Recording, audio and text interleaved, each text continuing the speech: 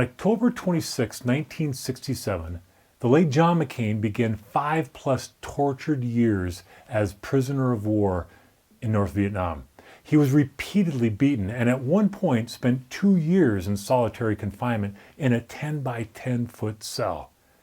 It was during that time, McCain wrote in a memoir, that he developed a code that could be tapped on the walls and the bars of his prison. He did this so he could communicate with the men in the neighboring cells, whom he couldn't see. In his memoir, John said, quote, "The most important thing for survival is communication with someone," end quote. After captivity, one of the men in the neighboring cell would report that as he communicated, he broke down in tears when he tapped his name to McCain. Our Connected Focus Big Question is submitted by Paul from Denver, Colorado. How do you build culture remotely? That's not a big question. That's a huge question. A question that would require a week to fully answer. So let's keep it simple for now and explore an action that each of us as collaborative leaders can take in daily interactions to build our culture remotely. Even in prison cells, isolated and unable to see each other, John McCain and his fellow prisoners carried on a code of conduct developed as military personnel. What's striking, and what I believe advanced the cultural tone for the prisoners, is revealed by the man who was next to John. He wept when he tapped his name. By tapping his name, the prisoner was validated. He was human. He was somebody. When we're in video conferencing meetings or calls with our colleagues, those images on the screen, they're humans. And when humans are validated, it advances and reinforces what we value within our culture. The act of validating who we are is powerful in building the culture. And feedback, of course, is an incredible mechanism to accomplish this. But not just any feedback, a certain type of feedback.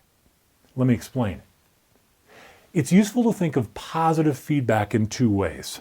There is the feedback we give in response to the completion of a task, and then there's the feedback provided when someone is demonstrating a desired behavior. I've asked thousands of leaders, which type of feedback do you give and receive the most? Overwhelmingly, people report that they operate in cultures where the feedback is almost always in response to a task that's been completed. And the consequences of this are significant. Carolyn Dweck, in the groundbreaking research shared in her book Mindset, reports that when we give people feedback for completing a task, such as, "Thank you for completing that report, Marina," we actually encourage what she calls a fixed mindset. And a fixed mindset occurs when a person believes that their intelligence or talents will largely remain unchanged over time.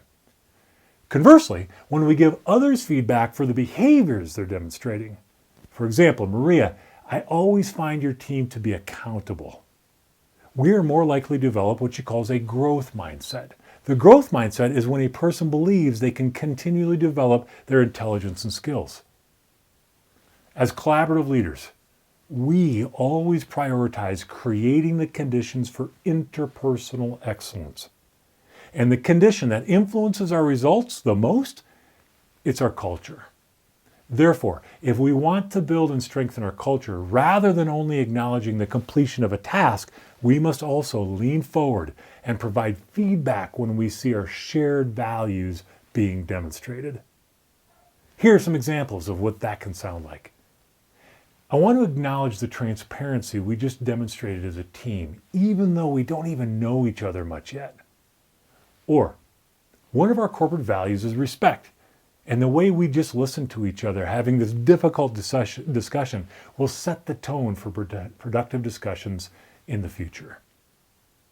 Our challenge, our big opportunity today, build our culture by providing feedback when we see our values in action.